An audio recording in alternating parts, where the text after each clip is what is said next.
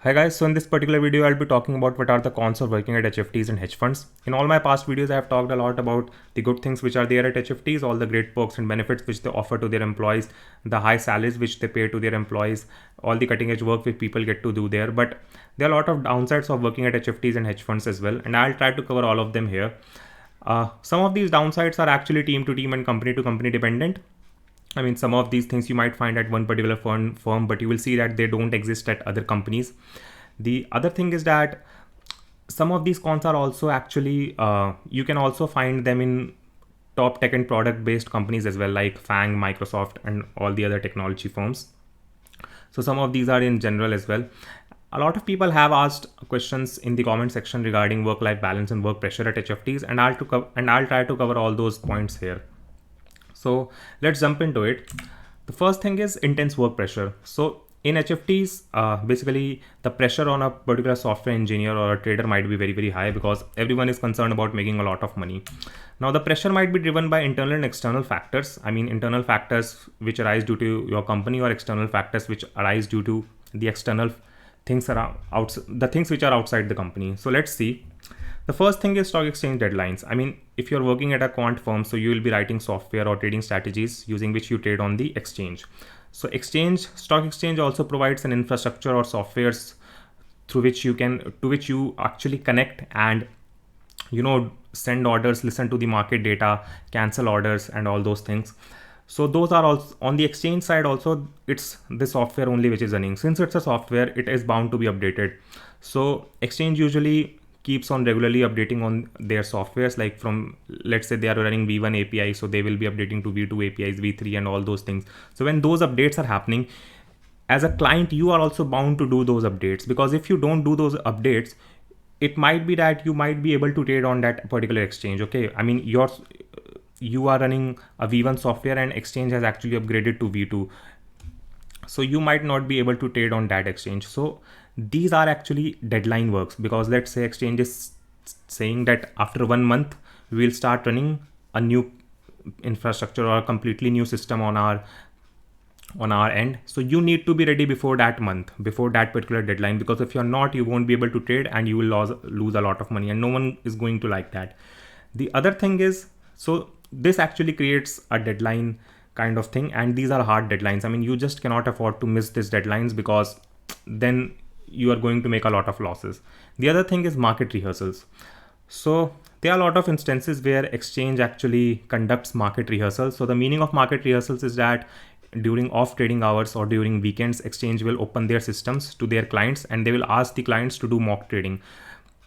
So this actually also helps exchange verify that everything is going right on their end before going into production. Let's say exchange is going to release a new system in production, so they don't go directly into production. They actually first conduct these market rehearsals. They ask clients to do mock trading so that they can also verify that everything is going well. And let's say you are a new client, I mean, you might be onboarding to this particular exchange. So in that case also, exchange won't allow you to directly, you took membership, you coded your software, now you are directly trading in the production. No, exchange actually does a lot of testing with you. They will require certifications. They will actually see that your software is not a malfunctioning software which could actually do weird things in the market. Because let's say there is a malfunctioning software which actually starts trading, so it might end up basically sending very big orders to markets, and that can actually move the market. Okay, and these market moves are not very good for economy of the country as well. So therefore stock exchanges are very particular about these things. So during market rehearsals, so these market rehearsals actually bring in additional work, because market rehearsals will happen during off trading hours or during weekends, and now you got to be ready on weekend as well. I mean, you might have written some software, now you need to be available on weekend to do the testing. So that again sucks a lot. The other thing is trading team deadlines. I mean, you as a software engineer in a HFT, you are the guy who actually writes trading infrastructures, and trading teams are your clients. I mean, they will use your infrastructure to run their strategy and do trading. Now trading teams, since they are your clients, they might have a lot of expectations and feature demands from you, and those are sometimes very unrealistic. And let's say they are telling you to implement a particular feature, and you see that okay, this will require at least 1 week amount of work. Okay, but the trading team might have very unrealistic deadline. I mean, they want to be live with that particular feature as soon as possible, and they might ask you to, okay, no, we want in 2 or 3 days. We don't care about how much you work. We don't care about whether you work on weekend or not. So those kind of things again create a lot of pressure. Intense competition is there in HFTs because everyone is a top performer. I mean, everyone is, as you already know, like HFTs hire the top IITs and all the top guys, and everyone performs at their best. Now you just cannot afford to stay behind the competition, because then that is going, that will actually lead you to become a low performer in the team, and your bonuses, your total compensation and salary numbers at the end of the year are actually decided by your performance only. And if you are a low performer, I mean, again, this performance is a relative thing. You might be doing a lot of hard work from your end, you might be putting a lot of efforts, but again, your performance is not up to the mark which other people in the team are performing. So that performance, as I said, is relative. So that can actually cause a lot of problems for you in your salaries, and you might not get promoted. I mean, some people in your team might get promoted very fast and you are not getting promoted just because you are not able to perform up to their mark, even though you are putting 100% or 110% from your side. The other thing is that in HFTs, like, people are actually mad. I mean, they work a lot. Your team consists of workaholics and they expect you to be one. I mean, you might not be able to put a lot of long working hours, but again, that can be problematic for you, and this can actually cause frustration for people. The other thing is that the margin of error is very low in HFTs. I mean, you just cannot afford to make a mistake. Even small errors can cause large financial losses. And it's not just that those financial losses are actually amplified, and the way they are amplified is that, let's say you did some error in your trading software and now it starts sending very big orders in the market.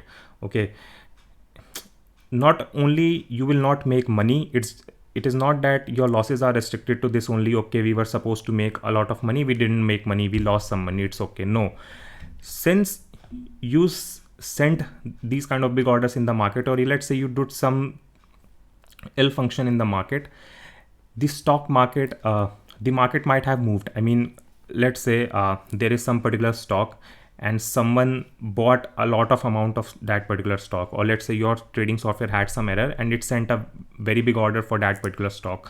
So it would seem to other people who are trading on that market that, oh, something is with this stock, why people are buying. They will also start buying, which will actually cause that particular stock's price to go up. So this is what people generally call that moving the market. You are giving a false vision that this particular stock is going up, or those kind of things, and that is actually sometimes not good for country's economy as well. And in that case, all brokers, regulators, and all the other people who keep a watch on the market all the other legal authorities might actually impose a lot of fine on that particular trading team or company. So as I said, those financial losses are amplified. It's not just that you are not going to make a lot of money, you are going to pay a lot of fine as well for these kind of errors. And in some countries like China and all, doing these kind of things might actually also lead to imprisonment.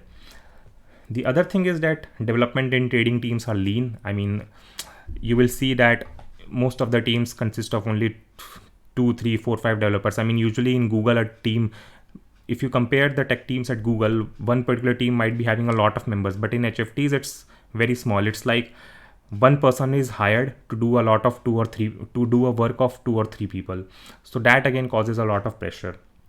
The other thing is that time zone differences. I mean, if you are in India and you write softwares which trade on, let's say, United States markets like New York Stock Exchange or NASDAQ, then that might create additional work for you. You will be working in India time, and sometimes you might need to be available in US time as well. So I don't know when you're going to sleep. So this is how the work pressure looks like at HFTs. Again, this is not for every team, it's team to team and company to company dependent, but it's true in general.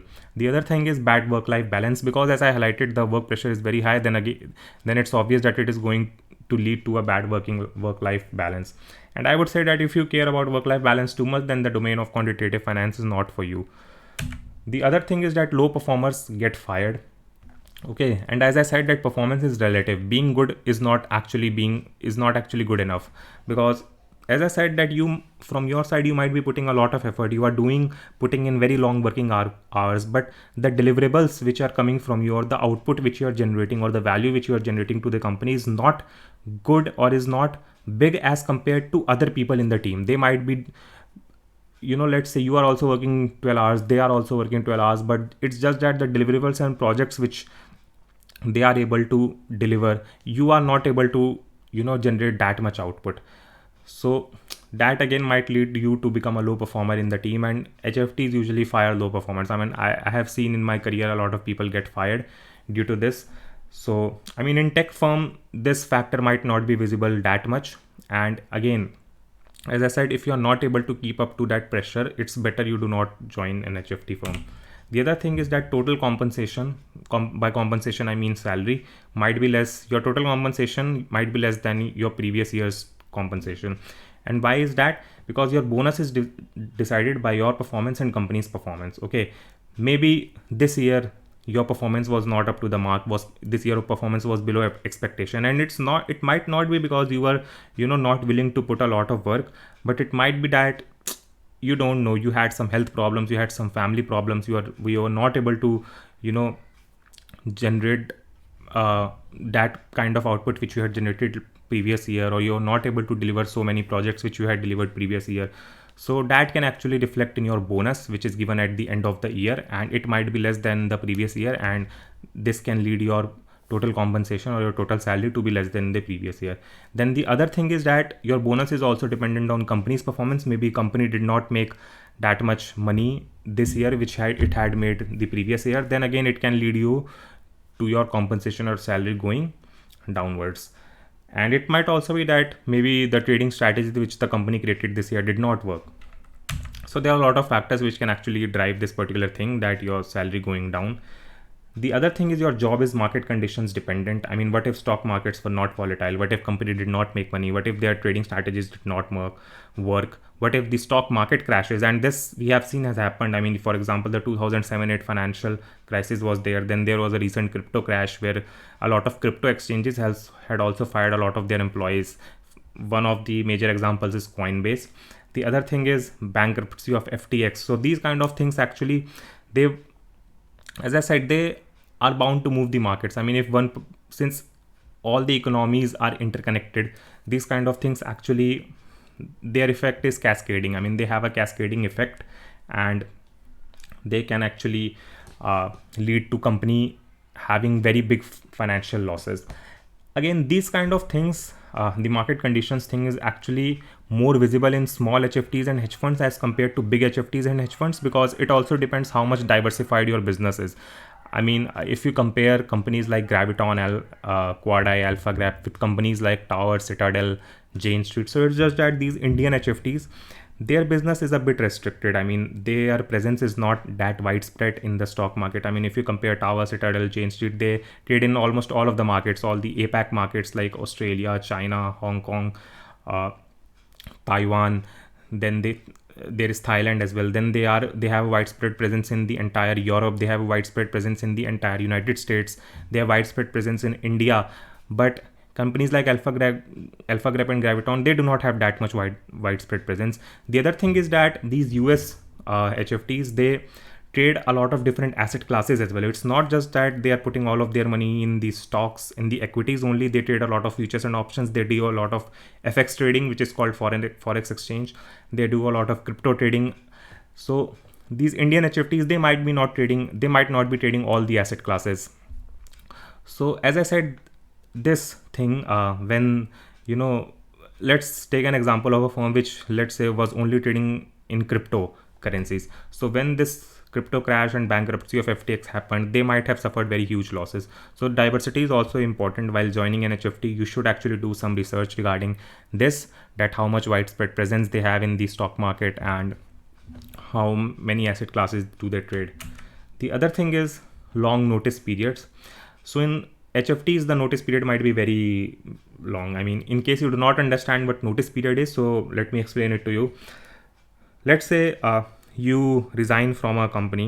So it's not just that you submitted your resignation letter today and from tomorrow you are going to say that okay, I'm not going to come, I'm going to join the from my new company from tomorrow. It's not like that. At the time when you have joined a particular company, at the time when you get your employment contract, it is mentioned, there is a clause which mentions the notice period. It will mention the duration of the notice period there, and the notice period basically means that when you are going to resign, after the date of your official resignation, you are supposed to stay in the company for this much duration, and only after that you will be relieved from the company. You will get your experience in relieving letter, and then only you can join a new company.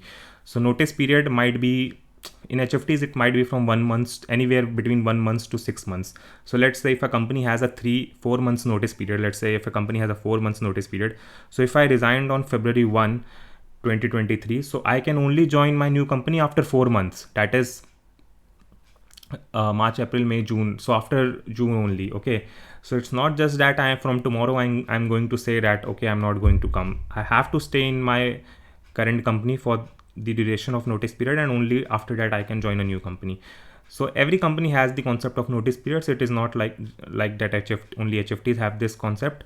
All the product and tech companies have this concept. Even FANG, Microsoft, all they also have this concept, but the duration might be small. In HFTs the duration can go up to 6 months as well. And the reason for this long notice period duration is that no quantitative firm wants to lose their employees to their competition. I mean, if I'm going to lose my employees to my competition, then obviously it will take, let's say if an employee was working on a very critical project, then that project is going to be put on hold.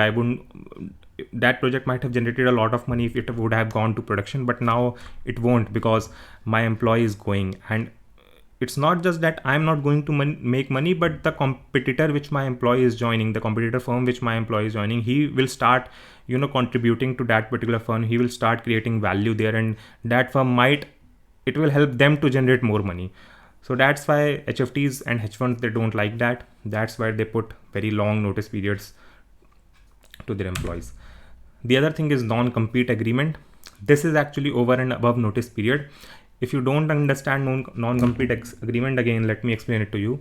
Non-compete agreement means that when you gave the resignation, when you have left the company, okay, you gave the resignation, you served your notice period, now you have left the company, you cannot join your new company still.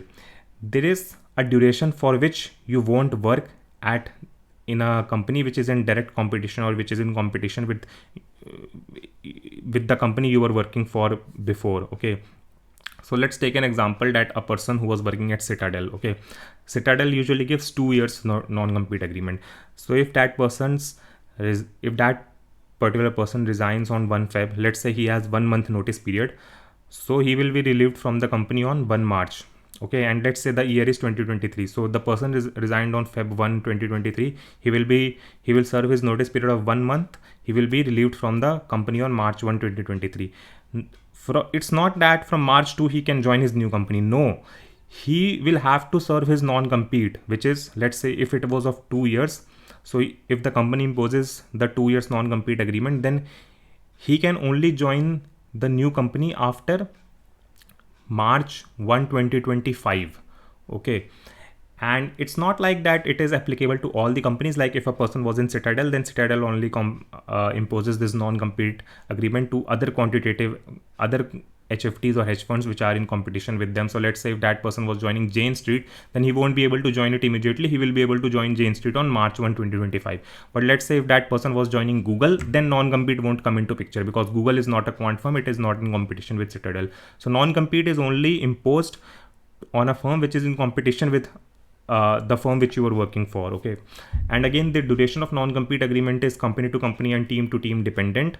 It can be somewhere between 3 months to 2 years. As I said, like Citadel gives 2 years, some jump trading I think also gives 2 years, some companies give 1 year, some companies give even less than that. Even I have this non-compete agreement and notice period clause. I have to also serve non-compete agreement if I leave my current company. So then there is, and again note that the non-compete agreement is only for competitor firms. It's not that it is applicable to all the firms.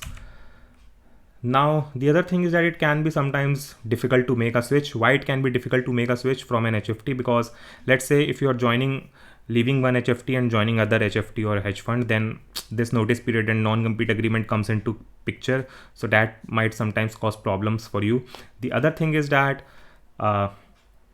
let's say if you want to switch your domains, so people in quant firms, they actually work on different kind of problems. These problems are not found elsewhere, and that's why the skills which you develop while working for quant firms, those skills might be non-transferable. Let's say you are working as a C++ developer here, and now you want to switch your job to become an Android developer or a web developer. It might be difficult for you because again, C++ is in no way used in Android or app development or web development. Okay, so as I mentioned, that the skills which you gain here might be non-transferable. You might not have the experience and knowledge for other kind of jobs which you are looking for.